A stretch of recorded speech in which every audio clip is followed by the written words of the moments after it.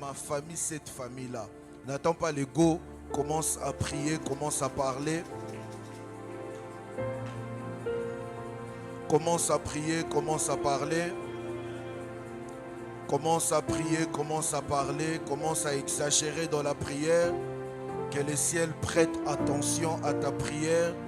Que le ciel prête attention à ta prière. J'étais en train de dire à quelqu'un que ta manière de prier fasse en sorte que l'attention du ciel soit tournée à ta direction. Que ta manière de prier fasse en sorte que l'attention du ciel soit tournée à ta direction. Est-ce que tu peux continuer? Je bénis le Seigneur pour ceux qui prient, mais je bénis plus le Seigneur pour ceux qui avancent. Alors que tu es en train d'avancer, laisse que les compartiments du ciel qui t'étaient fermés commencent à s'ouvrir.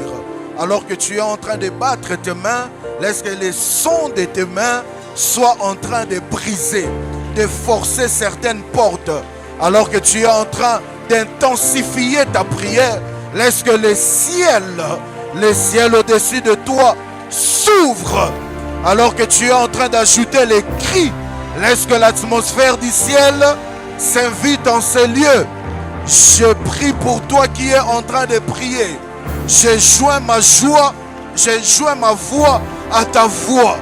Connecté comme ici présent. Laisse que le ciel attende ta prière.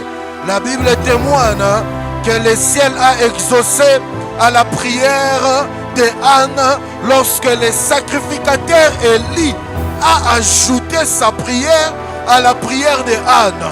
Je ne sais pas ce que tu dis à Dieu. Je ne sais pas ce que tu dis à Dieu. Mais j'ajoute ma voix à la voix de ta prière. J'ajoute mon alliance à ta prière. De la même manière dont le ciel a entendu la prière de Anne, alors que le sacrificateur Élie avait ajouté sa voix. Laisse que le ciel considère ta prière. Laisse que le ciel prête attention à la voix de ta prière. Alors que je suis en train de prier pour toi. Que le ciel s'ouvre.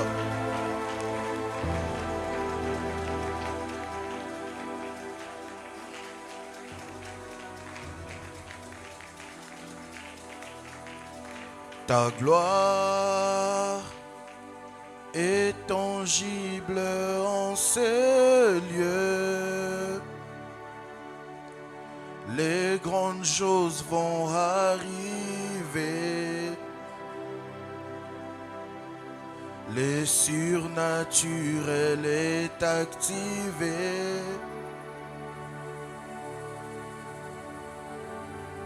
Oh, ta gloire est tangible en ce lieu.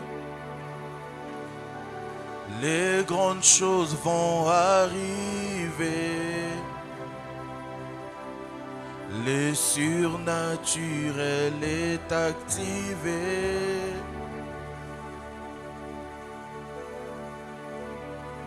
Yahweh,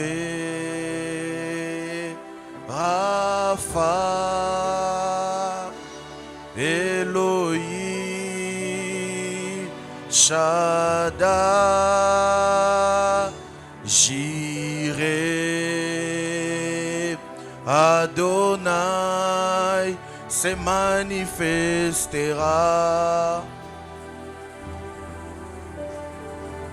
Yahweh, Yahweh, Yahweh, Yahweh, Rapha, Elohim, Shaddai, Jireh, Adonai se manifeste. Yahweh, Yahweh, Yahweh, Yahweh, Yahweh, Yahweh, Rapha, Elohim, Shaddai, Jireh, Adonai se manifeste. manifester.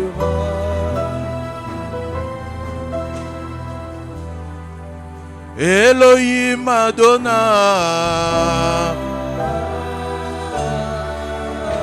Si tu connais la chanson, chante-la avec moi. Adonai. Oh, oh, oh, oh, Elohim Adonai. Ah,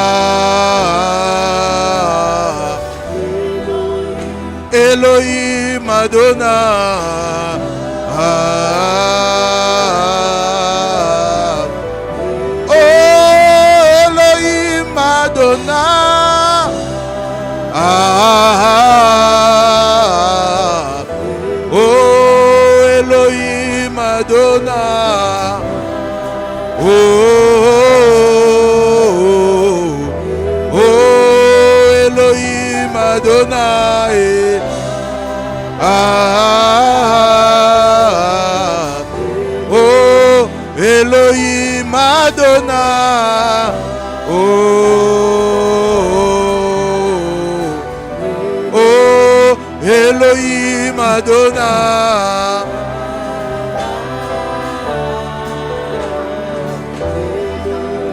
Elohim Adonai.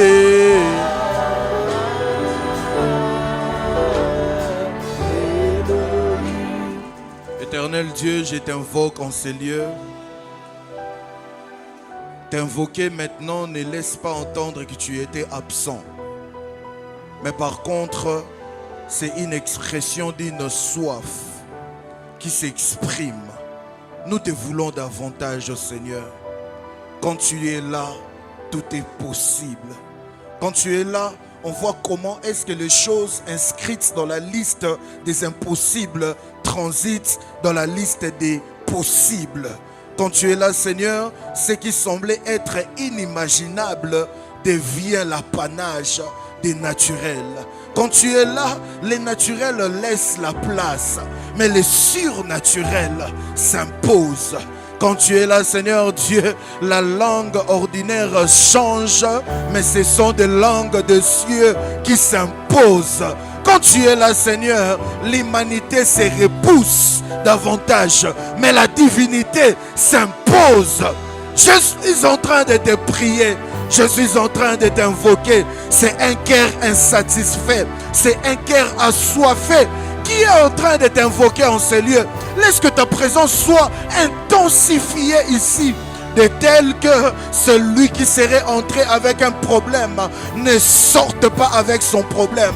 Laisse que ta présence devienne tellement tangible, de sorte que l'on ne prie pas forcément pour un miracle, mais que l'on constate les miracles. Donne-nous, Seigneur, comme au temps de la Bible, de palper ta présence. Donne-nous, Seigneur, de ne pas avoir un culte ordinaire, mais d'avoir un culte extraordinaire. Donne-nous, Seigneur, dans les secondes qui vont suivre, que l'atmosphère du ciel s'intensifie. Fais en sorte que, Seigneur, que l'atmosphère de ces lieux devienne électrique. Fais en sorte que, Seigneur, que nous témoignions tous ici qu'il y a quelque chose, d'extraordinaire qui s'installe dans l'atmosphère. Laisse que dans les secondes qui vont suivre, que la différence entre ce lieu et le ciel ne soit pas possible, car le ciel se rapproche davantage. C'est dans des atmosphères pareilles que la biche enfante. C'est dans des atmosphères pareilles que les dons qui dormaient se réveillent. C'est dans des atmosphères pareilles que les hommes ordinaires deviennent des hommes extraordinaires. Viens en ce lieu, Seigneur. Donne-nous de vivre un temps que l'on aura du mal à oublier. Non pas à cause de ce qui entoure, mais à cause de ta glorieuse présence. Laisse que les ciels se déchirent et que les ciels descendent dans ces lieux. Laisse que ta gloire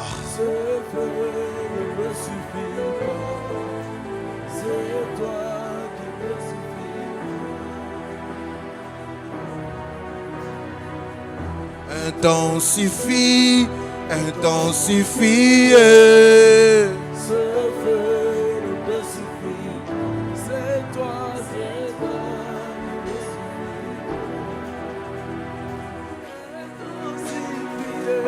Intensifie, intensifie.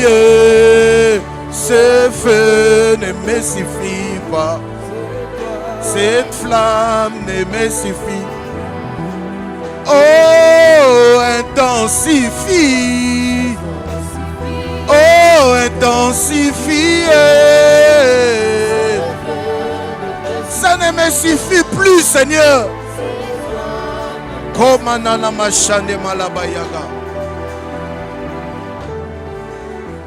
Merci, Seigneur. Honneur et gloire à toi, Seigneur. Merci pour ta glorieuse présence. Donne-nous, Seigneur, de ne pas faire selon ce que l'on pense, moins encore selon ce que nous voulons, mais selon ce que tu as prévu.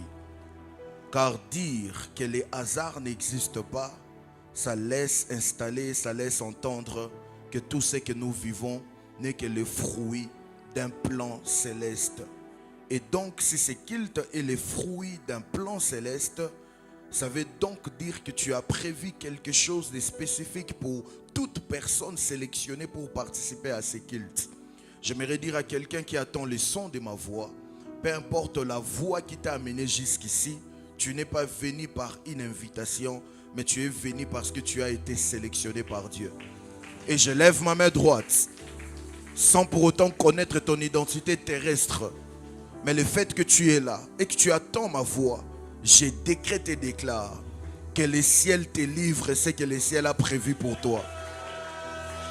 Je disais que tu reçoives la livraison céleste parce que tu te retrouves dans les lieux de la livraison. Tu n'as pas dit amen, je reçois l'amen de ton voisin. Je décrète et déclare au nom de Jésus que tu ne rates pas ta livraison au nom de Jésus. Père, merci de glorifier le Saint-Esprit durant ces instants par ta voix qui va se faire entendre par les Écritures, mais aussi par ta voix qui va se faire entendre par les directions personnelles, par les orientations individuelles. Mais Seigneur Dieu, beaucoup plus, parce que tu vas nous accorder de sortir de ces lieux en ayant vaincu les réalités célestes qui nous combattent. Je n'ai pas entendu ton amen. Au nom de Jésus, j'ai prié. Amen. Est-ce que tu peux mettre tes deux mains ensemble? Acclamer pour le Seigneur. Parce que ces acclamations sont pour Dieu, faisons-les bien. Je disais, parce que ces acclamations sont pour Dieu, faisons-les bien. Je commence à avoir envie de déclarer sur quelqu'un, mais j'étais en train de dire, parce que tu acclames pour Dieu, fais-les bien. Je décrète et déclare au nom de Jésus que ces acclamations ne restent pas isolées, mais que le Seigneur Dieu t'accorde d'entrer dans une saison des acclamations. Ton amen n'est pas arrivé ici. La saison des acclamations, c'est une saison dans laquelle tu feras peut-être les mêmes choses que tu as l'habitude de faire. Mais tu vas te rendre compte que dans cette saison, on va considérer autrement ce que tu fais. Tout celui qui te verra, tout celui qui entendra parler de toi, avec raison ou sans raison, il va mettre ses deux mains ensemble pour acclamer. Cette déclaration tombe sur celui qui me donne un amen bien. Alors que ton amen est puissant, que ton témoignage soit puissant. Alors que ton amen est fort, que ton témoignage soit fort. Je parle à quelqu'un ici. Je t'installe dans une nouvelle saison. Si tu me donnes un amen, je commence à déclarer. Je viens de me rappeler que nous sommes le 1er mars, donc nous sommes à la porte du mois de mars. Est-ce que comme ton prophète, je peux bénir ton mois de mars? Je décrète et déclare au nom de Jésus. À partir de ce mois de mars, tu vas observer une chose, l'accélération divine. Le Seigneur t'accorde d'entrer en ce mois de mars, peut-être avec timidité, mais il y a une onction qui va t'accorder l'accélération. tu me donnes un amen, cette parole s'attache à toi. Peu importe le domaine dans lequel tu es, peu importe dans quoi tu travailles, tu vas voir de tes propres yeux une accélération divine au nom de Jésus. Et je parle comme un oint de Dieu. Il avait annoncé qu'après 3 jours, il allait ressusciter. Je parle à quelqu'un ici. Peu importe la chose qui était déjà morte, peu importe le domaine qui était mort, peu importe la dimension où la mort visitait ta vie, je t'annonce qu'en ce 3e mois, tu vas vivre l'onction de la résurrection. Oh mon Dieu, j'ai l'impression que je parle à la mauvaise personne. Je disais en ce 3e mois, je te condamne à vivre la saison de résurrection. Je ne sais pas qu'est-ce qui était déjà mort dans ta vie, mais je t'informe que tu pries ou pas. Appuie-toi sur cette déclaration. En ce 3e mois, tu vas voir de tes propres yeux comment est-ce que certaines choses vont revenir à la vie. Si je te parle, donne-moi un amen bien.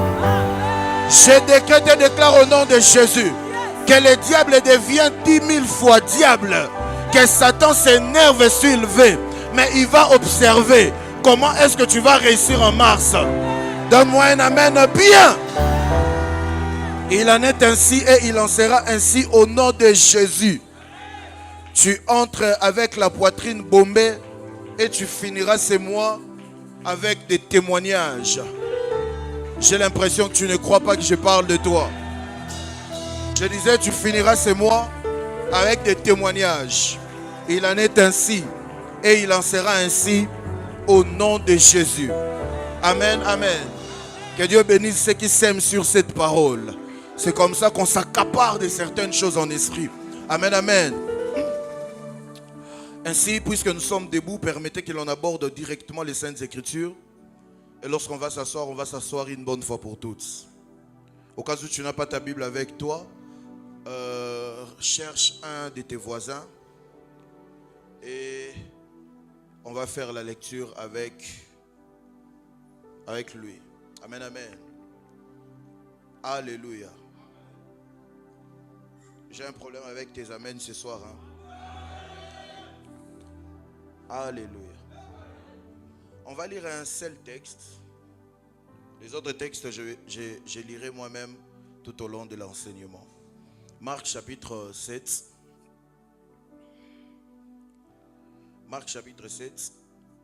On va prendre à partir du verset 31 jusqu'au 37e verset.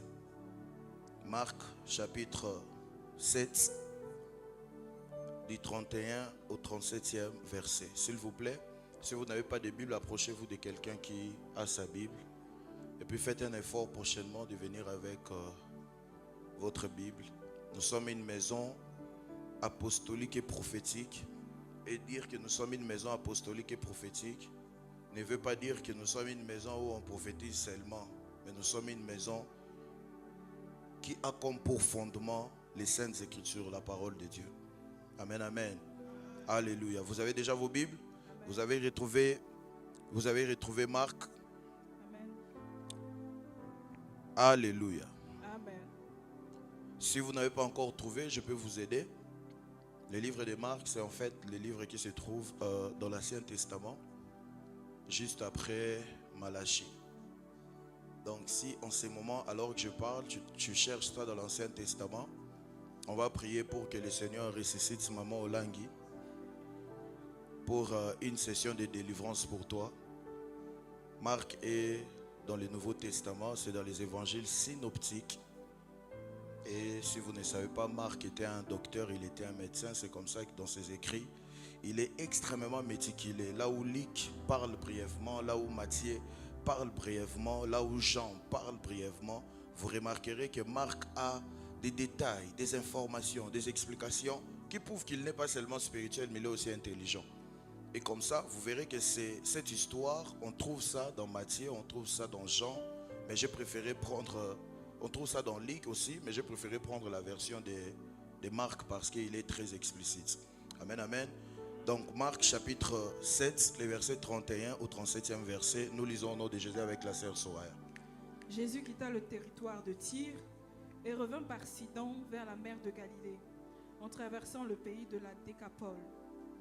On lui amena un sourd qui avait de la difficulté à parler, et on le pria de lui imposer les mains. Il le prit par loin de la foule, lui mit les doigts dans les oreilles et lui toucha la langue avec sa propre salive.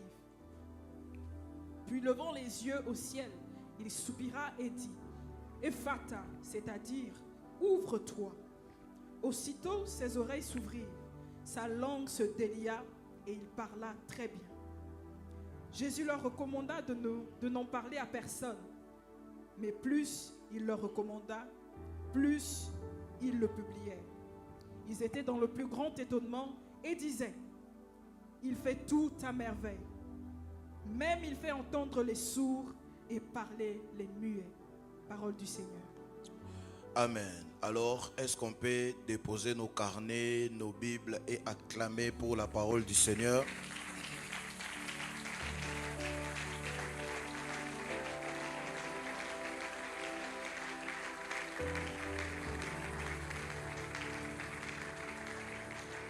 Alléluia. Je vous prie de reprendre vos places.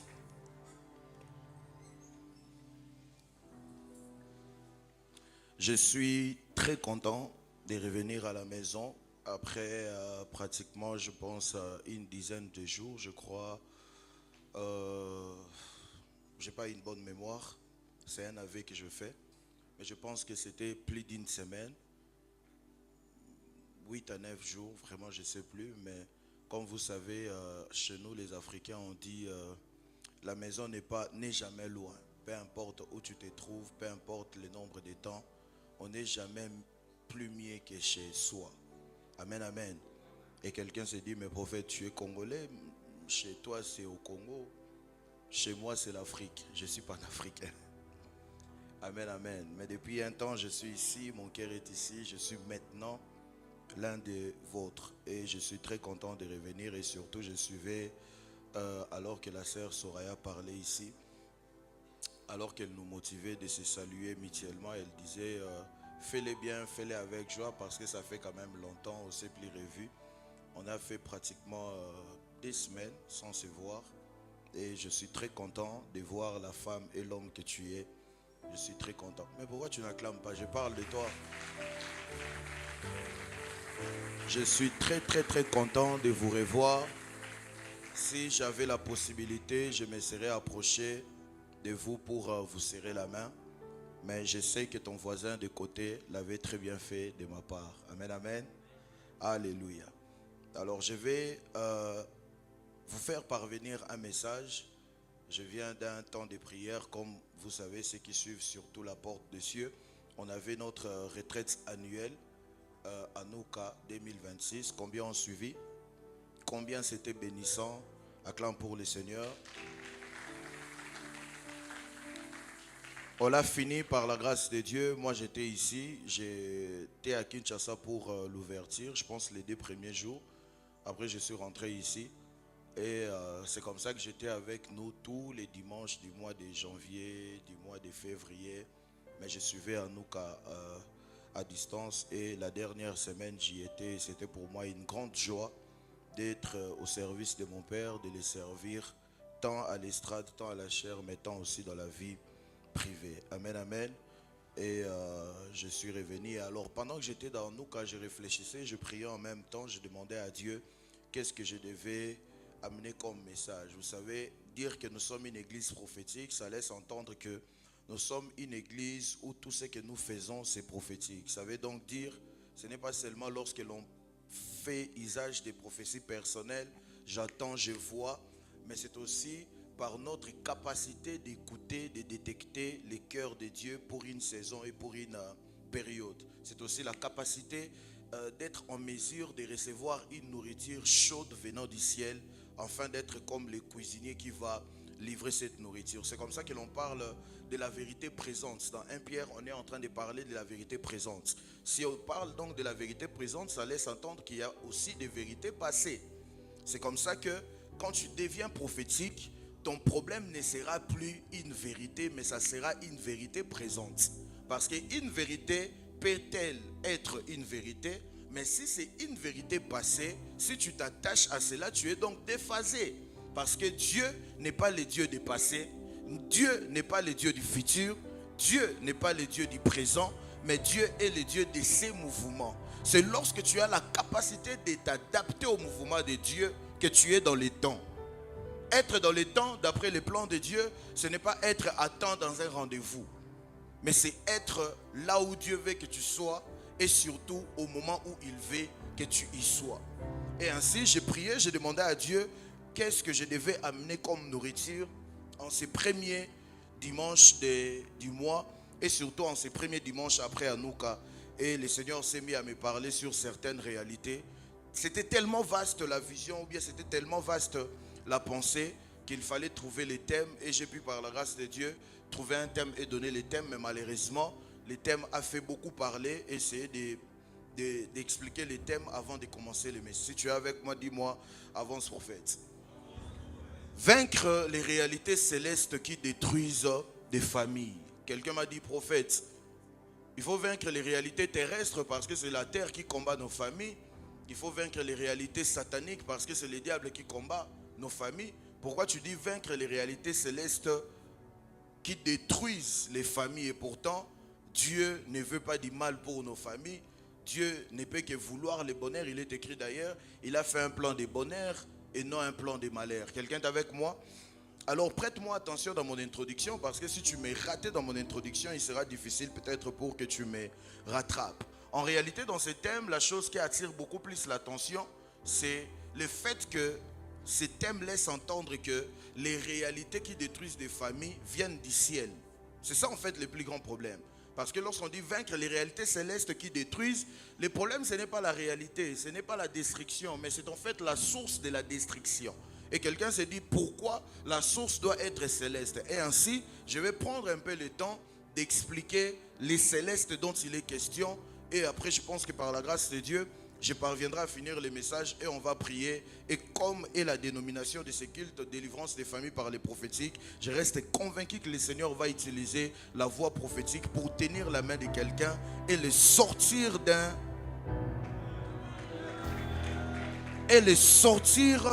d'une loi, d'un enchaînement ou bien d'un emprisonnement. Si tu es avec moi, dis-moi avance prophète. Ainsi, lorsque ici je dis vaincre les réalités célestes, permettez que je définisse ou bien je vous permets d'avoir beaucoup de détails ou bien beaucoup d'informations sur les célestes. Déjà, lorsque l'on dit céleste, vous devez savoir que le mot céleste, ce n'est pas un mot français, mais c'est un mot qui tire sa source en grec. Et en grec, le mot originaire, c'est epouranios. Regarde ton voisin, dis-lui epouranios. S'il ne prononce pas bien, change de voisin, dis-lui epouranios. Au moins, tu vas apprendre quelques mots hébraïques aujourd'hui. Change de voisin, dis-lui epouranios. Si tu veux, tu peux ajouter ça dans tes vocabulaires d'y parler à langue. Aujourd'hui, on a les parler à langue qui sont impressionnants. La constellation des âges, inter des navigables des galaxies. Est-ce que c'est parce que le prophète Ken fait ça que toi aussi tu dois devenir la photocopieuse spirituelle? Ça veut dire tu restes devant son parler à langue 1 heure du temps, tu enregistres. Et quand toi tu te tiens aussi dans un service inter des navigables, la constellation des saints, papa, le parler à langue à un niveau devient l'identité de l'esprit qu'il utilise. Ça veut dire, le ciel, quand ça regarde quelqu'un comme ça, en vertu des expériences qui ont engendré ce parler à langue, le ciel reconnaît cette personne. Ce n'est pas parce que, voilà la raison pour laquelle tout le monde qui parle comme ça ne prophétise pas comme lui. Et pourtant, lui, quand il parle son parler à langue là, les secondes qui suivent, il peut tuer quelqu'un. Mais des fois, les gens nous fatiguent avec sa constellation. Bon, après, le ciel vient de s'ouvrir. Ok. Et puis tu vois la personne vraiment tergiverser, faire des devinettes. Et votre propre identité. Si tu as ta pièce d'identité où il y a ton nom, ta date spirituellement et ta propre identité. Quand tu parles la langue, à yeux fermés, comprenez l'expression, aux yeux fermés, Dieu comprend que ça c'est telle personne qui parle. Ne soyez pas en crise d'identité comme ça. Je ne sais pas pourquoi j'ai ouvert ces parenthèses. Mais au moins, je vous ai donné un autre mot, vous pouvez utiliser. Épouranios. Alléluia. Du point de vue de ce qui existe, en fait, lorsque vous entendez épouranios, ça parle simplement des choses qui sont placées aux cieux. Lorsque l'on dit céleste, en fait, l'idée primitive, ça laisse juste entendre que tout ce qui a lien avec les cieux. Quelqu'un est avec moi? Quelqu'un est avec moi? Et je ne dis pas tout ce qui a lien avec les ciels, mais je dis tout ce qui a lien avec les cieux. C'est toute la différence. Je ne parle pas d'un ciel, mais je parle de plusieurs cieux. Si tu es avec moi, dis-moi avance prophète. Et ainsi, dans la religion, comme vous savez, lorsque nous qui sommes de la religion, lorsque l'on parle des cieux, là, dans Genèse chapitre 1er, le verset 1er, il est écrit au commencement, Dieu créa pas les ciels, mais Dieu créa les cieux et la terre. Ça laisse entendre que Dieu avait créé plusieurs ciels. Quelqu'un est avec moi? Et ainsi, chez nous les chrétiens, lorsqu'on dit les ciels, lorsqu'on dit céleste, on n'attend pas un ciel, mais on attend plusieurs ciels. Entre autres, le premier ciel, on appelle ça la demeure de Dieu. Ça, c'est le troisième ciel. Vous allez comprendre lorsque je vais continuer. Le deuxième ciel, on appelle ça les cieux plus bas. Donc, les cieux des étoiles, les cieux galactiques. Et le premier ciel, c'est les ciels des nuages. Ceux qui sont près des fenêtres comme Jordan, s'il regarde, il va voir les nuages, il va voir. Nous tous, lorsqu'il veut pleuvoir, nous constatons parce qu'il n'y a pas de barrière entre notre vue et les nuages. En fait, c'est le ciel des oiseaux, les ciels des avions. Quelqu'un est avec moi? Donc, désormais, lorsque tu attends céleste, ne te hâte pas à attacher céleste directement à Dieu. Parce qu'en réalité, le choc, ce n'est pas les mots célestes. Mais le choc, c'est ce que tu as entendu derrière céleste. Tu as confondu céleste en fait avec divin. Lorsque l'on mentionne la divinité, là on fait allusion au Dieu. Mais lorsque l'on parle de céleste, si vous allez par exemple dans la science des avions, de tout ça, là-bas on parle des cieux en temps comme en contre-temps, alors qu'on ne mentionne même pas Dieu une fois. Tu me dis avance prophète, je vais avancer. Et donc, puisque j'ai mentionné le ciel, il est donc important pour moi, pour que vous puissiez ne pas vous perdre dans mon enseignement, il est donc important que je vous partage ou bien je vous repartage la doctrine du 3 cieux. Si tu es prêt, donne-moi, avance prophète, je vais avancer. Étant chrétien, surtout dans la spiritualité, il y a plusieurs spiritualités qui parlent de cieux. Il y a d'autres spiritualités qui stipulent ou bien qui disent qu'il y a 7 cieux. Je me permets de vous enrichir parce que après... je ne fais pas de mes prédications de corvée, mais je fais de mes prédications une source d'information et après, vous allez vous-même prendre. Mais je mettrai toujours de l'emphase sur ce à quoi nous croyons et surtout sur ce que vous devez prendre et ce que vous ne devez pas prendre. Mais ce que je fais comme pasteur de cette église, je me rassure de vous donner autant d'informations que possible. Pourquoi? Parce que si je ne vous en donne pas, dans ce 21e siècle où on parle de la spiritualité dans des TikTok, où on parle de spiritualité dans les écoles, où on parle de la spiritualité dans des bureaux, tu seras quelque part, on te présentera une vérité mais de manière penchée pour pouvoir te prendre. Donc moi comme pasteur, je veux me rassurer de te donner la globalité des vérités, mais je te montrerai ce à quoi nous croyons et c'est à quoi nous ne croyons pas. Ainsi, lorsque quelqu'un voudra utiliser ton ignorance ou bien ton inconscience pour pouvoir te manipuler, ça trouvera que tu aurais déjà reçu cette connaissance et ça va te protéger. Si tu es prêt, tu me dis avance prophète, je vais avancer.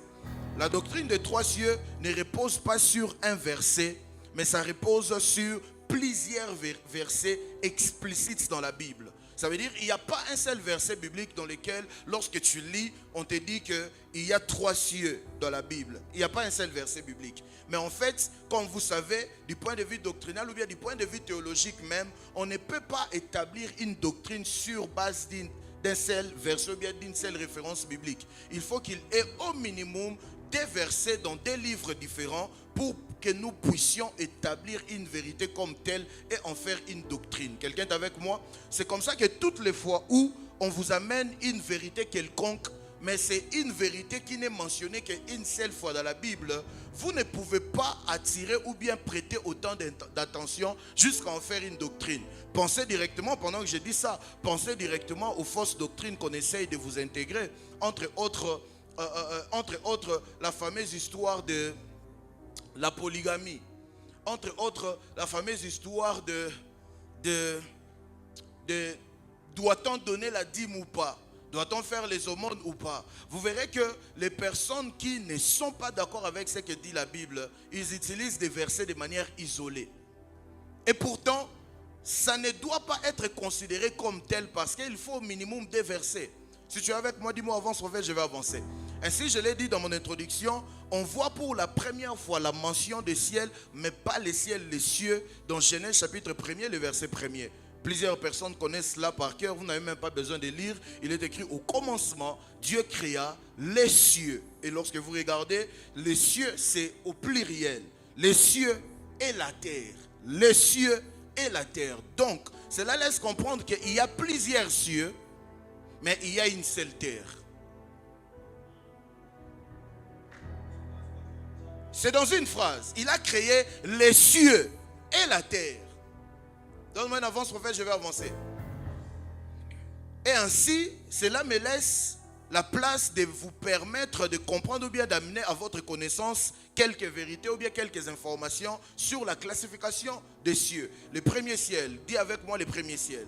Qu'est-ce que j'appelle le premier ciel dans mon enseignement? Le premier ciel dans mon enseignement, c'est le ciel atmosphérique. C'est le ciel visible. C'est le ciel de l'atmosphère terrestre. Comme je dis, c'est le ciel des oiseaux. C'est le ciel des avions.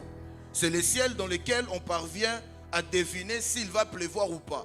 Quelqu'un est avec moi? Lorsque tu soulèves ta tête, j'aurais voulu que nous soyons dans un lieu où on pouvait le faire. Mais lorsque tu soulèves ta tête, en réalité, ici, tu ne vois pas parce qu'il y a la toiture. Mais s'il n'y avait pas la toiture, tu n'allais pas non plus voir autre chose qui aurait barré. Mais tu allais vraiment voir l'étendue. Mais cette étendue-là, en fait, c'est ce que l'on appelle aussi les ciels. Dis avec moi, avance prophète. Dans Genèse chapitre 1er, le verset 20, il est écrit que les oiseaux volent sur la terre vers l'étendue du ciel. C'est de ce ciel dont il est question. Dis-moi, avance prophète. Dans Matthieu chapitre 6, le verset 26, il est écrit « Regardez les oiseaux du ciel ».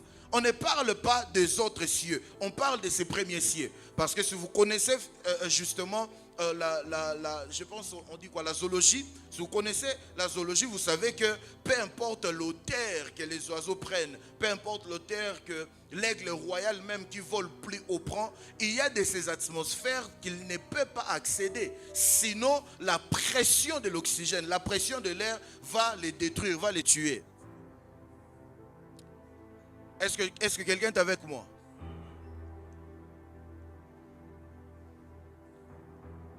La pression de certaines atmosphères, ça va les détruire, ça va les tuer. Dis-moi, avance prophète, je vais avancer. Ainsi, ici, nous comprenons tous et nous comprenons le contexte qu'il s'agit d'un ciel, mais qui n'est pas si nuisible. C'est le ciel des oiseaux. Si quelqu'un est avec moi, fais-moi signe que tu es avec moi.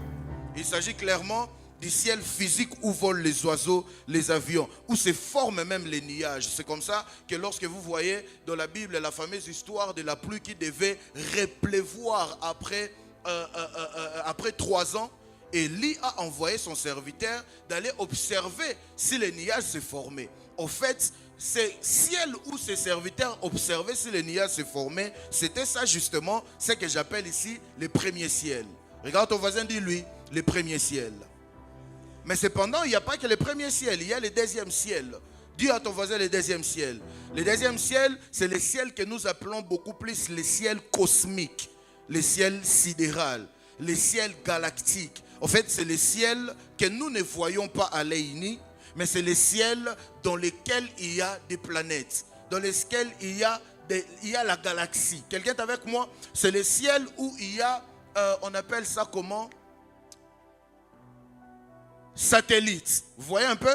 Tous tels que nous sommes là, nous savons que si nous fonctionnons, nous avons l'internet, on a tout ça, c'est parce qu'il existe des satellites quelque part au ciel. Mais peu importe ta bonne vie, tu ne peux pas percevoir les satellites. Pourquoi? Parce que simplement, les satellites sont réellement au ciel. Mais pourquoi on ne l'aperçoit pas dans ce ciel? Parce que justement, les satellites ne sont pas au premier ciel. Les satellites sont au deuxième ciel. Est-ce que tu connais que la planète Mars existe? Est-ce que tu connais que la planète Jupiter existe? Est-ce que tu sais que tout ça là existe? Tu connais que la Lune existe? Tu connais que les étoiles existent? Mais pourquoi tu ne peux pas voir tout ça avec tes propres yeux? Parce que justement, ça ne fait pas partie de ces premiers ciels. Quelqu'un dira, mais prophète, on voit quand même les étoiles, on voit quand même le soleil. Parce que justement, les étoiles et le soleil ont été créés intentionnellement par Dieu, non pas seulement pour exister, mais pour marquer les temps et les saisons. Et ça ne peut pas marquer les temps et les saisons si tu ne les vois pas. En d'autres termes, l'idée primitive de Dieu, Dieu créait pour l'humanité la montre, mais pas la montre technologique, mais une montre naturelle. C'est comme ça que lorsque la montre n'existait pas encore, les gens qui vivaient dans cette civilisation, ils pouvaient regarder le ciel, le soleil, et il te dit, il est midi juste. Ils pouvaient regarder le soleil, et il te dit avec précision, il est minuit 30. Je ne t'en veux pas. Moi-même aussi, je ne sais pas regarder l'heure avec ça. Parce que justement, on a trouvé, nous sommes nés à l'ère de la technologie. Il y avait déjà la montre. Est-ce que le fait qu'on les aperçoit veut donc dire que c'est dans les premiers cieux? Non, ce n'est pas dans les premiers cieux, c'est dans les deuxièmes ciels. Parce que je me vais être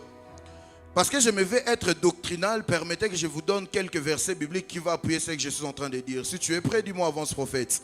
Dans Genèse chapitre 1er, le verset 14 au verset 17, il est écrit: Dieu dit qu'il est des luminaires dans l'étendue du ciel pour séparer le jour d'avec la nuit, que ce soit des signes pour marquer les époques, les jours et les années. Dans Psaume chapitre 8, le verset 4, il est écrit: quand je contemple les cieux, ouvrage de tes mains, la lune et les étoiles que tu as créées. Voilà la raison pour laquelle tu ne peux pas apercevoir les planètes à l'œil nu. Il faut chercher, je pense qu'on appelle ça quoi, l'horoscope? Télescope. Excusez-moi, l'horoscope, pas l'horoscope. Il faut oublier d'ailleurs ça de toute votre vie parce que Dieu a interdit ça. Télescope. Peu importe ta bonne vie, que ce soit la nuit comme la journée, tu ne peux pas voir les autres planètes à l'œil nu. Pourquoi? Parce que simplement, ça ne fait pas partie du ciel où on parvient à voir à l'œil nu. Si tu me comprends jusque-là, dis-moi avance, prophète, je vais avancer. Et ainsi, c'est une dimension du ciel qui est invisible à l'œil de l'homme, mais c'est une dimension du ciel qui est visible avec certains appareils. Mais ce n'est pas seulement une dimension à mentionner et à passer, parce qu'en fait, justement, à cause de la position que cette dimension a, ça fait impérativement de cette dimension comme un ciel intermédiaire.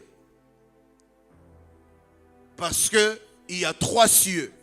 Et s'il y a les premiers cieux, et s'il y a un troisième ciel, excusez-moi, s'il y a un premier ciel et il y a un troisième ciel, donc le deuxième ciel, ça fait de ça directement un ciel intermédiaire.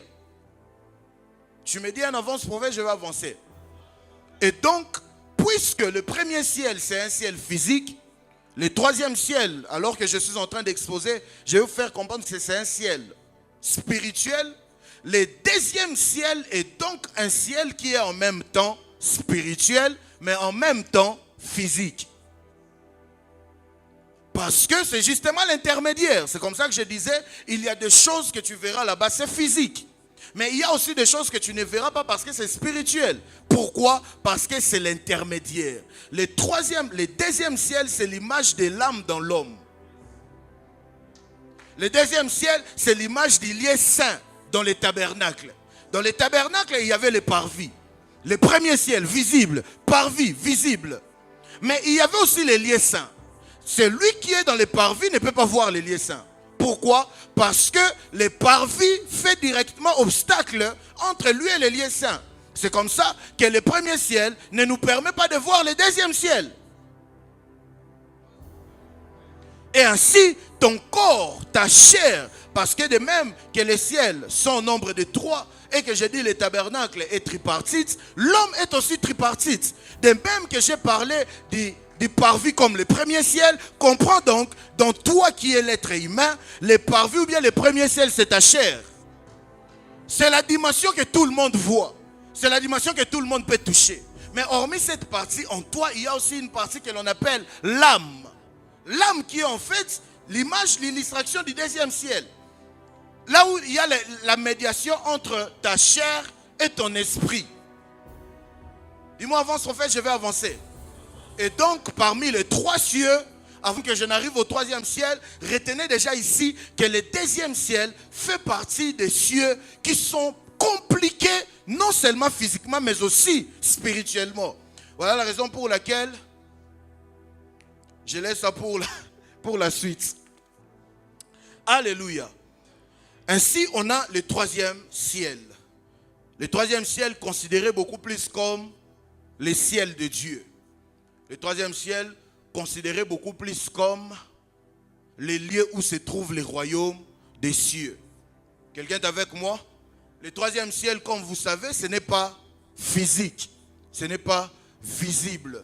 Ni à l'œil uni, ni avec les télescopes.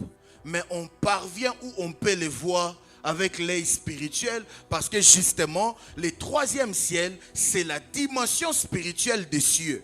Le 3e ciel, c'est la dimension extrêmement spirituelle. Donne-moi un amen bien.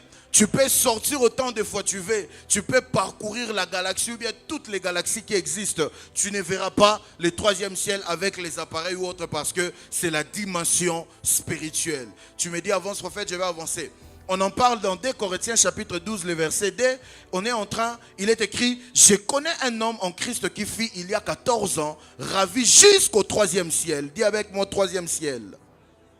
Si c'est fit dans son corps, je ne sais. Si c'est fit hors de son corps, je ne sais. Dieu le sait. Ici, c'est l'apôtre Paul qui est en train de parler d'un homme qu'il a masqué, qui aurait visité le ciel il y a 14 ans passés. Ceux qui ont l'habitude de suivre mes prédications, je vous ai déjà dit que l'apôtre Paul était juste humble. Il ne voulait pas se faire lapider face aux personnes qui n'avaient pas la dimension spirituelle élevée. Mais en réalité, l'apôtre Paul parlait de lui-même. Quand il dit, je connais un homme qui fut au ciel il y a 14 ans passés, l'apôtre Paul parlait de lui-même. Parce que si tu fais l'exégèse du temps où il parle et tu calcules les 14 ans passés, les 14 ans passés tombent exactement dans la période où il a été lapidé, où il était comme mort. Il a été tellement lapidé, il était comme mort. Il est resté comme ça quelques minutes. Après, il s'est relevé, il est parti. Et donc, il a eu accès au 3e ciel. Mais le problème, c'est quoi? Il a eu accès au 3e ciel étant encore vivant. Et au temps de la Bible, tu ne peux pas dire que tu as eu accès au ciel étant encore vivant. Parce que pour avoir accès au ciel, d'après la loi mosaïque, d'après même ce que Jésus aurait dit, il fallait naître de nouveau et mourir après la mort. Tu vas au ciel. Et lui, ne voulant pas s'attirer des problèmes, il fait l'anonymat, il dit, je connais un homme. Mais retenez ici, en fait, il est en train de parler du 40e ciel. Dans Hébreux chapitre 9, le verset 29, il est écrit, car Christ n'est pas entré dans un sanctuaire fait de mains d'hommes, en imitation du véritable. Mais il est entré dans le ciel même, afin de comparaître maintenant pour nous devant la face de Dieu. On parle d'un ciel où Christ est entré comme sacrificateur et comme sacrifice.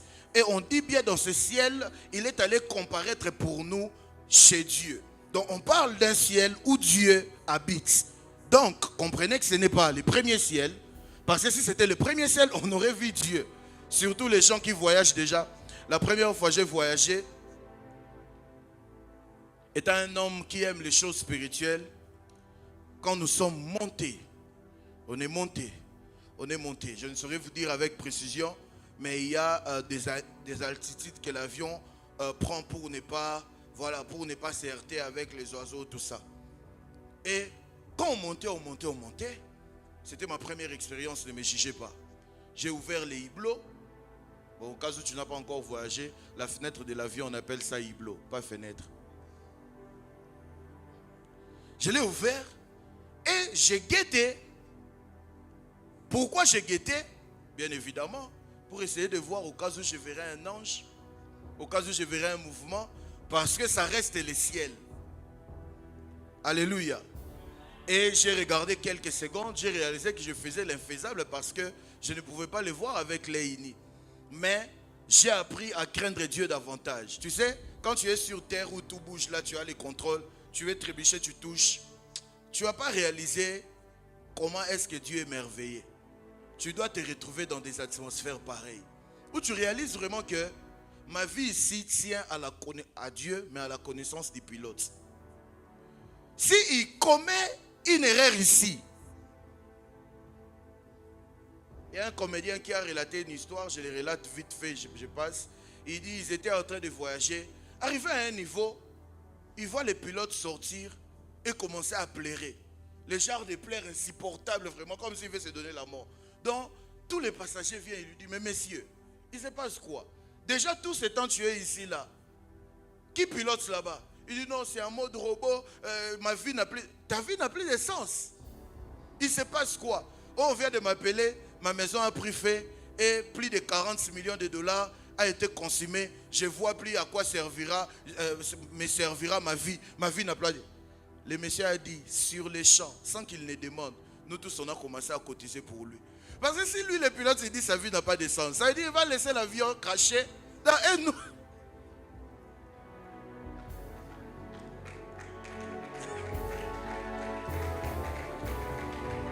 Alléluia. L'autre même a dit, ils étaient assis et puis bizarrement, ils voient les pilotes en train de se déambuler dans l'avion. Et tout le monde était content. Lui maintenant il se demande, oh, ces gens-là sont saoulés ou comment? C'est lui qui est en train de serrer la main des gens, il est censé être en train de piloter. Il serre leur main et il trouve normal. Donc lui il attendait. Et quand il arrive chez lui, oh monsieur, je suis venu. Il dit pourquoi? Est-ce que moi je te paye pour ça? Je t'ai payé pour être là-bas, pas pour être ici. Et le monsieur a dit non, il y a les robots. Il dit tu veux tuer. Il dit ses oncles du village l'ont suivi. Robot pourquoi si robot? Alléluia. Il faut vivre certaines expériences pour réaliser que Dieu est avec nous en fait. Dieu nous protège. Alléluia. Et dans Apocalypse chapitre 4, le verset 1er et le verset 2, j'en vois une porte ouverte dans les cieux. Quelqu'un est avec moi? Donc ici, il est important pour nous de comprendre une chose. Je voulais faire la typologie, mais je ne vois pas pourquoi, parce que j'en ai déjà parlé. On doit comprendre une chose. Lorsque je suis en train de dire vaincre les réalités célestes qui détruisent des familles, je ne parle pas du premier ciel. Je ne parle pas non plus du troisième ciel. C'est là où vous vous apaisez. Parce que c'est le troisième ciel où est Dieu. C'est le troisième ciel où est le lieu de contrôle de Dieu. Le troisième ciel où est le quartier général de Dieu. C'est à partir de là-bas que Dieu commande. Si tu es avec moi, dis-moi avance prophète. Pourquoi j'en parle? Parce qu'après, ce n'est pas mon message, mais je ne veux pas rester dedans. Mais si vous approfondissez, vous verrez que le troisième ciel même, ce n'est pas l'habitation de Dieu. Dieu n'est pas dans le troisième ciel. Dieu a placé une représentation de lui dans le troisième ciel. C'est comme ça que toutes les personnes qui auraient fait des visions du troisième ciel, qui nous ont partagé cette dernière, tant de nos jours, ou bien au temps de la Bible, vous remarquerez qu'ils sont précis sur certaines choses, mais ils sont imprécis sur celui qui est dans le trône. Les uns parlent d'un agneau immolé, les autres parlent d'un lion, les autres parlent d'un agneau mais qui n'est pas immolé. Parce que justement, il s'agit de la représentation. Et qui parle de la représentation, parle d'une forme qui n'est pas exacte. Tu sais, quelqu'un qui m'a déjà vu, s'il te parle de moi, même si j'aurais maigri, même si je ne sais pas, j'aurais beaucoup de barbe et de cheveux, il y aura des choses qui seront similaires. Mais pourquoi ceux qui parlent de celui qui est dans le trône, quand tu as accès au ciel, en réalité, c'est lui sur qui ton attention doit être concentrée. C'est celui qui est dans le trône. Tu expliques comment que les gens parlent de ceux qui entourent le trône. Les 24 vieillards, les 4 êtres vivants, les séraphins. Les séraphins même que l'on situe comme étant celui qui était au-dessus du trône. Comment tu as le temps de voir avec autant de précision ceux qui entourent le trône, ceux qui sont au-dessus du trône, mais tu n'as pas vu exactement avec précision celui qui est dans le trône. Parce qu'en réalité, ils ne voient pas Dieu, mais ils voient une représentation de Dieu que Dieu a placée sciemment afin de commander à partir de là. Parce que si Dieu, son habitation c'est le ciel, c'est que le ciel n'a pas été créé, le ciel a existé. Et pourtant, dans Genèse 1, on dit Dieu créa les cieux et la terre. En d'autres termes, Dieu était déjà quelque part. Et de là où il était, il a créé les cieux et la terre. Donc avant que le ciel n'existe, Dieu était. C'est comme ça que quand tu es encore un enfant, quand tu cherches Dieu, ton pensée ou bien ton esprit est tourné au ciel. Parce que tu crois qu'il est là-bas. Et pourtant il n'est pas là-bas. Il y a une représentation de lui là-bas. La Bible dit, il habite une lumière inaccessible. En d'autres termes, même les anges qui sont au ciel ne voient pas Dieu. C'est la raison pour laquelle Gabriel se trouve tellement spécial que lorsqu'il apparaît, la première des choses, il dit, je suis Gabriel, je me tiens devant Dieu. Ce n'est pas pour te dire seulement là où il se tient, c'est pour te dire que parmi les anges, je suis le privilégié. Parmi les anges, je suis les rares de ceux qui ont accès à lui et de ceux qui peuvent le voir. C'est comme ça que le jour où on parle des ministères de l'iniquité, lorsque le Christ naît et que l'on dit le Père est une manifestation de Dieu. Avant que Dieu ne devienne Père, il était Dieu. Dieu est devenu Père lorsque nous sommes entrés dans la dispensation du Christ. La dispensation du Christ, on a quitté la dimension du créateur et la créature. On est entré dans la dimension familiale. C'est comme ça que le Christ dit, c'est comme ça qu'il est écrit, à tous ceux qui l'ont reçu, il leur a donné le pouvoir, non pas d'être, mais de devenir. On était quoi avant pour devenir? Parce qu'avant, on n'était pas les enfants. Avant, on était des créatures. Maintenant, si nous étions des créatures, celui avec qui on traitait, il n'était pas le Père. Il était le Créateur. Maintenant, pour ceux qui sont enfants, pour ceux qui sont dans la famille, c'est à eux lorsqu'ils prient qu'ils demandent au Père qui est aux cieux. Parce que la représentation de Dieu qui est au ciel, c'est une représentation d'un papa.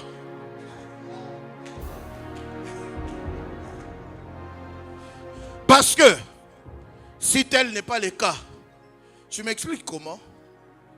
Que la Bible dit que le soleil, Dieu élève le soleil pour tout le monde. Parmi ces gens, il y a les sorciers. Mais le soleil ne les tue pas. Tu sais pourquoi? Parce qu'il est sorcier, mais il est quand même la créature de Dieu. Dieu est le Dieu des chefs coutumiers. Il est chef coutumier, il est sorcier. Mais Dieu lui a donné une terre sur laquelle il est chef. Et si tu y vas, parce que tu es chrétien, tu dis moi je suis chrétien, je ne vais pas aller traiter avec un sorcier. Je vais s'aimer et ça va donner. Tu vas prier Dieu, ça ne va pas donner. Ta sémence ne va pas donner. Parce qu'il a été Dieu avant de devenir Père.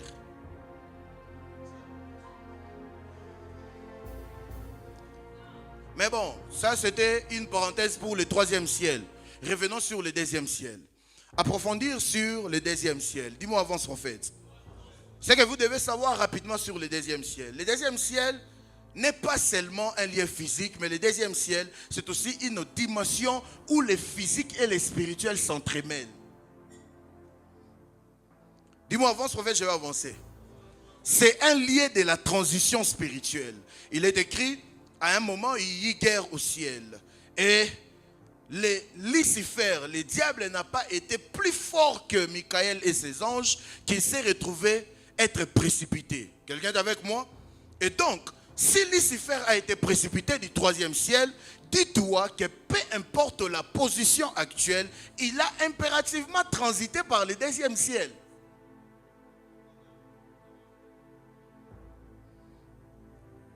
Tu ne peux pas quitter le troisième niveau d'un immeuble et te retrouver au premier niveau sans pour autant transiter par le deuxième niveau.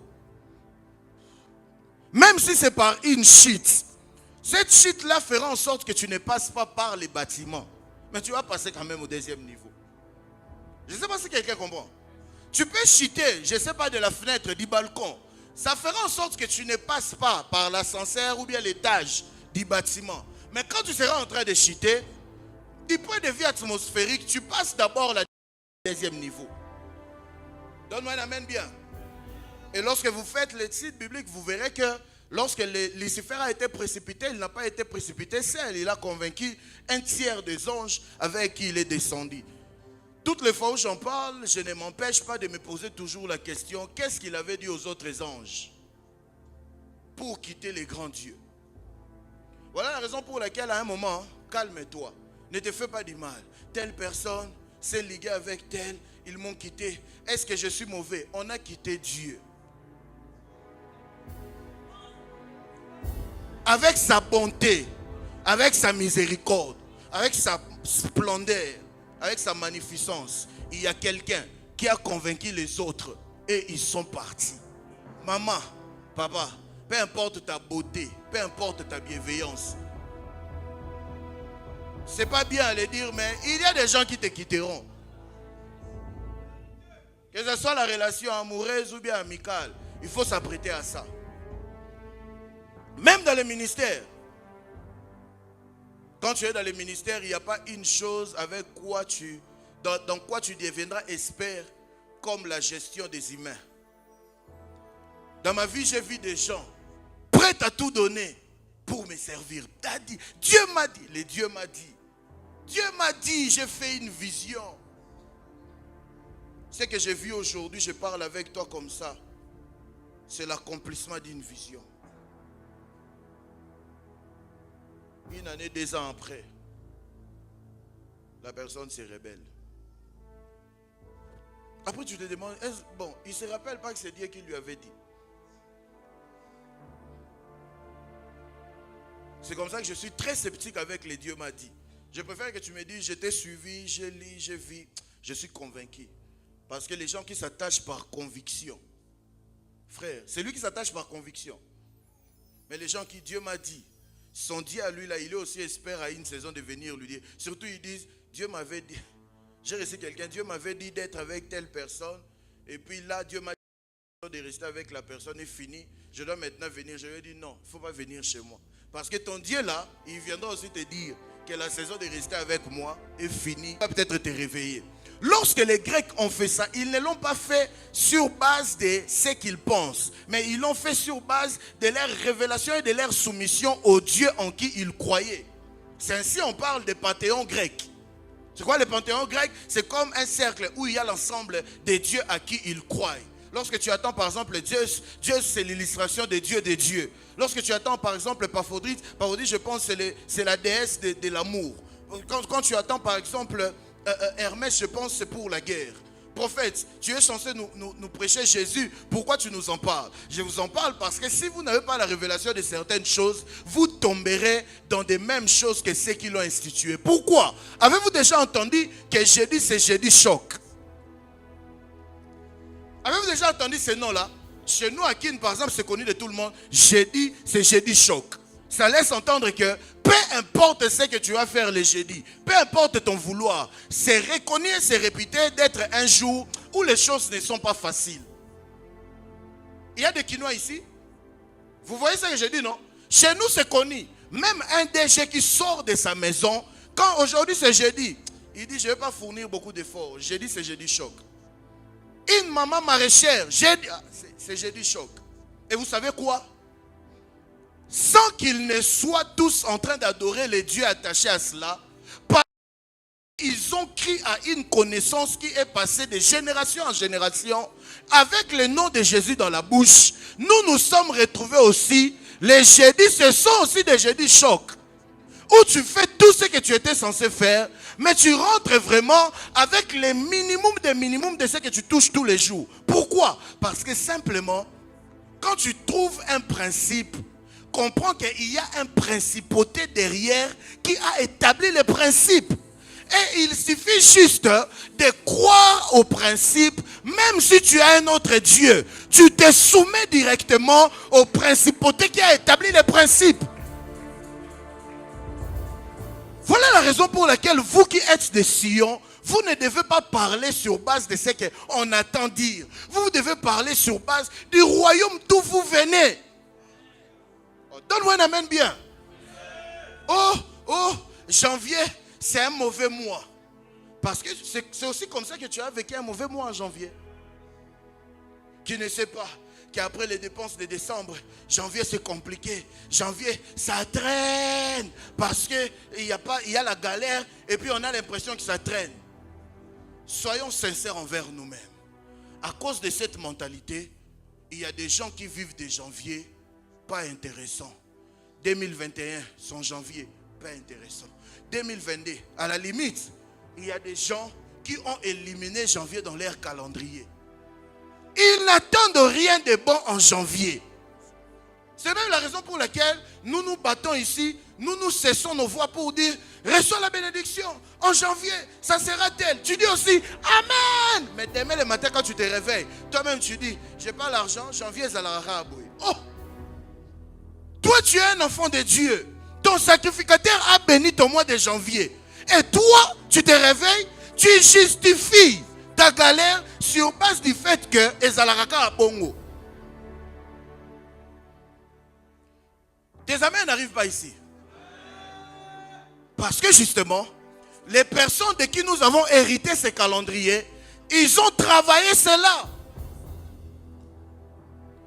Qui nous a dit que samedi c'est une journée où il y a la débauche? C'est écrit nulle part, mais on a hérité ça comme ça. Et dans toutes les nations, samedi, week-end, vendredi le soir, samedi. Chez nous on dit je suis dans les bruits. C'est le jour où le porc a mangé son enfant. C'est le jour où le porc a mangé le pourceau.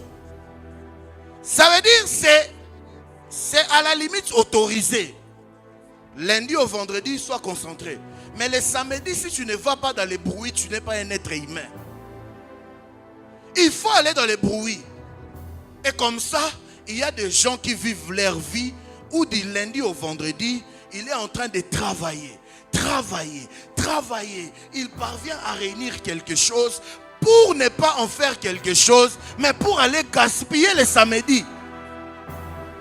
Et ce que je vous dis, ce n'est même pas encore la dimension d'un oncle qui a établi une loi, d'une tante. Non, c'est d'abord la dimension universelle. Pourquoi? Parce que nous sommes tous soumis à un ciel au-dessus de nous.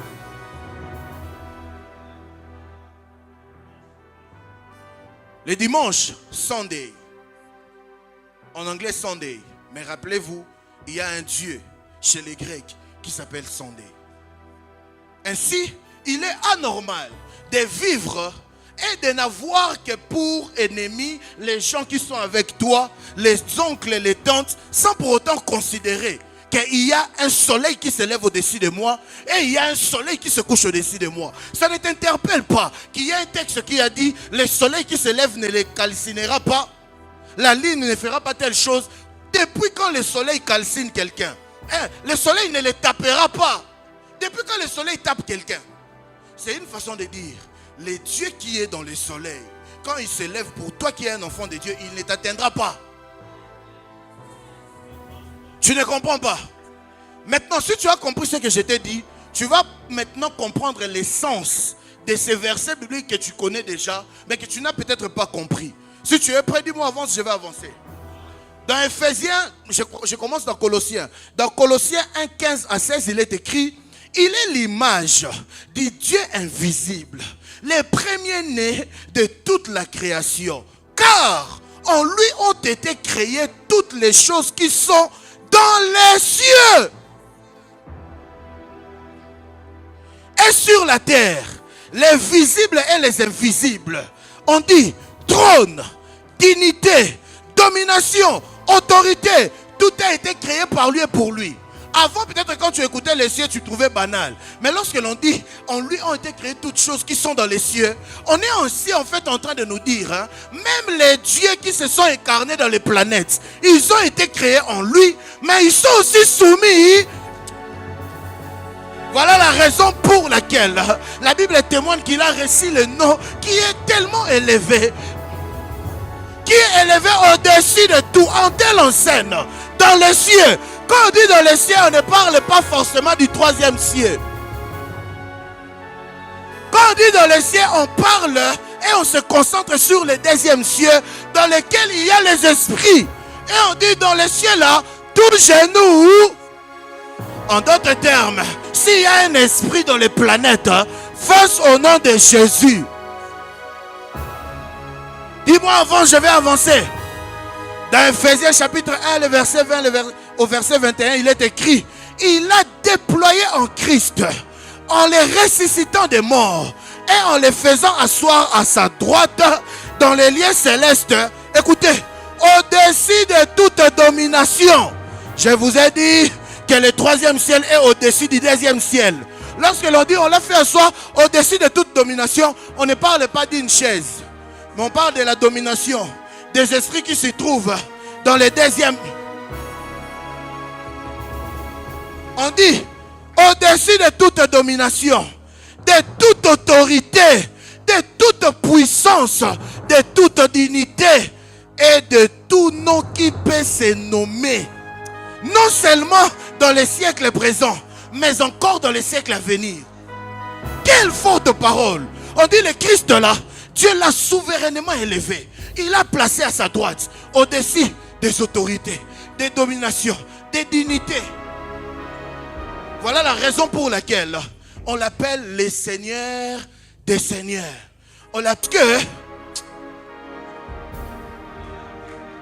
Dis-moi avant, je vais avancer. Dire que tu es monothéiste, par exemple, nous sommes monothéistes, ça ne veut pas dire que nous croyons qu'il existe un seul Dieu.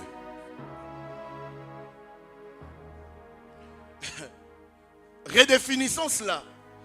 Le monothéisme, ce n'est pas la croyance à l'existence d'un seul Dieu.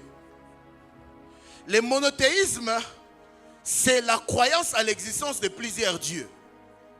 Mais que parmi eux, il y a un seul qui est élevé au-dessus de tous. Et c'est le Dieu en qui nous croyons. C'est comme ça que lui-même il dit, je suis le Dieu jaloux, vous ne servirez pas d'autres dieux. Pourquoi lui-même il reconnaît qu'il y a d'autres dieux et c'est nous qui vont refuser? Il y a réellement d'autres dieux. Mais qui n'est pas notre Dieu? Mais l'assurance que nous avons, c'est que peu importe la force de ce Dieu-là, peu importe la grandeur de ce Dieu-là, peu importe l'expérience de ce Dieu-là, notre Dieu est le Dieu de ce Dieu-là. Oh, donne-moi un amen bien. Tu as un Dieu puissant plus que toute le... Dis-moi avant, je vais avancer. Et pasteur prodige, écoute cette déclaration. On dit, et tout nom qui peut se nommer, non seulement dans les siècles présents, même dans les siècles à venir. C'est le genre de bénédiction que Dieu a libéré sur Salomon. Dieu a dit à Salomon, je te rends riche, mais je t'accorde aussi une sagesse dont aucune personne avant toi n'avait et aucune personne après toi aura. Salomon est allé dans son tombeau avec la paix, sachant que aucune sagesse plus puissante ou plus haute que lui viendra après lui. En d'autres termes, tu n'as pas besoin de nouvelles formules où il faut parler en langue, il faut aller dormir dans les cimetières. Le nom de Jésus est suffisant. La Bible dit, ce nom-là a été élevé au niveau de dominer tous les noms qui peuvent se nommer. Le seul nom que le nom de Jésus ne peut pas dominer, c'est le nom qui ne se nomme pas. Ça veut donc dire, tout nom qui peut se nommer, Belzébouk, parce que seulement ça peut se nommer, c'est déjà condamné à être dominé par le nom de Jésus. Voilà la raison pour laquelle, donne-moi un amen bien. Voilà la raison pour laquelle, lorsqu'on fait l'exorcisme, on ne demande pas forcément qui es-tu? Je suis sa tante, je suis tout ça. Ça, c'est les plus bas niveaux. Dans l'exorcisme, les points culminants, c'est lorsque l'on parvient à détecter les démons derrière.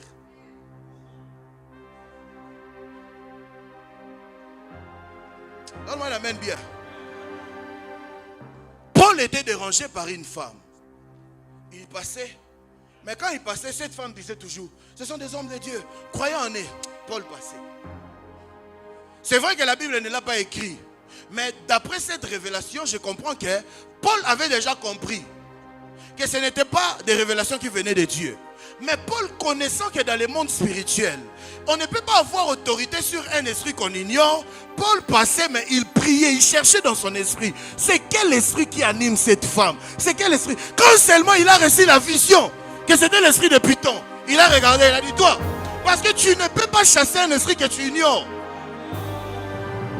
Voilà la raison pour laquelle le don de discernement des esprits est impératif pour tout celui qui dit qu'il est appelé au ministère de délivrance. Tu ne peux pas être au ministère de délivrance sans le don de discernement des esprits. Tous les esprits qui ont été chassés par Christ, remarquez, il les identifiait d'abord. Pourquoi? Parce que le nom de Christ est élevé au-dessus de tous les noms qui peuvent être nommés. Le côté que tu ne vois pas, c'est que tout ce qui n'a pas de nom n'existe pas. En d'autres termes, la condition sine qua non pour l'existence, c'est impérativement un nom. Voilà pourquoi, même Dieu, il nous a permis de connaître son nom. Parce que Dieu, ce n'est pas le nom de Dieu. Mon Dieu, ce n'est pas le nom de Dieu. Pour preuve, on ne chasse pas les démons au nom de Dieu. On chasse les démons au nom de Jésus. Le nom de Dieu, c'est Jésus. Toi, démon, je te chasse au nom de Dieu. Il va te regarder et dire, tu parles de quel Dieu? Chez nous aussi, chez les Grecs, il y a des dieux. Chez nous, les Tétels aussi, il y a les dieux. Chez nous, le Congo aussi, il y a les dieux. Parce qu'en fait, le diminutif Dieu, c'est juste identifier un être suprême sous qui on se prosterne. C'est comme ça, Lucifer, Satan est Dieu pour ses athlètes. C'est comme ça même que la Bible fait cette nuance. Le Dieu de notre Dieu est écrit avec la lettre D majuscule. Et les autres dieux en minuscule avec X à la fin. Donc lorsque l'on dit tout nom qui peut se nommer dans les siècles présents et dans les siècles à venir, c'est comme si on te prend, on te donne une arme, mais on te dit cette arme-là est puissante au niveau d'atteindre et d'exterminer la technologie présente, même la technologie future. Peu importe l'algorithme, peu importe la puissance, l'arme que tu as. C'est comme ça que la Bible me renseigne. Moïse avec les peuples israélites, ils étaient en train de se promener. Ils étaient en train de faire leur pèlerinage. Ça comptait 40 jours. Non, c'était pour 40 jours, 40 nuits. Mais ils se sont retrouvés en train de faire ce voyage pendant 40 ans. Vous savez quoi? La Bible dit, les enfants qui étaient sortis à 10 ans, ils étaient arrivés à la porte de Canaan à 50 ans parce qu'ils ont fait 40 ans. Les nourrissons qui étaient sortis d'Égypte, ils se retrouvaient à la porte de Canaan en ayant 40 ans d'âge. Mais il y a un miracle qui a eu lieu. Le miracle qui a eu lieu, la Bible dit, ils n'avaient pas besoin d'acheter des chaussures, moins encore d'acheter les vêtements. Pourquoi?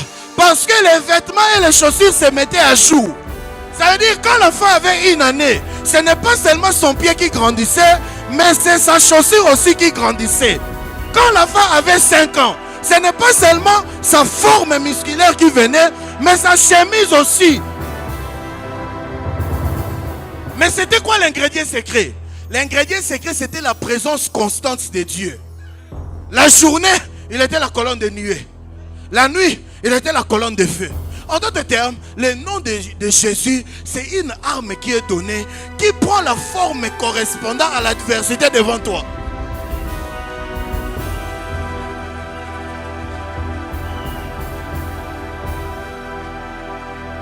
Le clavériste me dira,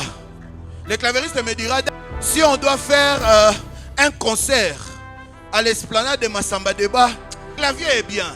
Mais par rapport à cet espace-là, il faut un autre clavier de telle dimension. C'est ça, non? Exactement. Les instrumentistes me diront, prophète, les retours là, c'est bien. Mais pour cette salle, quand c'est en plein air, non, il faut les autres. Mais le nom de Jésus. Le nom de Jésus ne change pas par rapport aux situations. Le nom de Jésus s'adapte par rapport.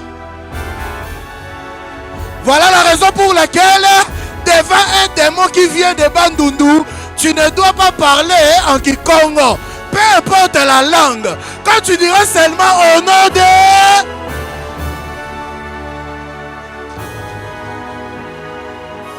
Oh, je suis malade.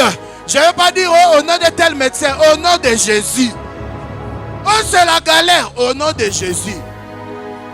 Toi, dis-moi ton problème. Moi, je te dis le nom de Jésus. Dis, change ton voisin. Dis-lui, je te dis le nom de Jésus.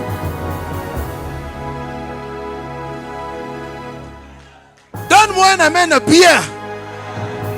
Et c'est que j'aime, pasteur prodige. Le nom de Jésus est l'héritage fiable à laisser aux enfants. Peu importe le business que tu peux léguer, arrivé à une saison, ce business peut ne plus être à la mode.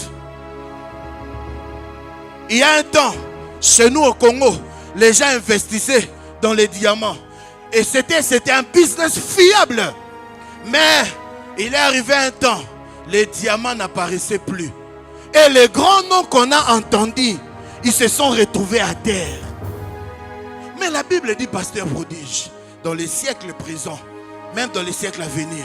Ça veut donc dire, le nom de Jésus est parmi des héritages qui ne regardent pas les calendriers, qui ne regardent pas les générations. C'est aux générations de se conformer à son nom.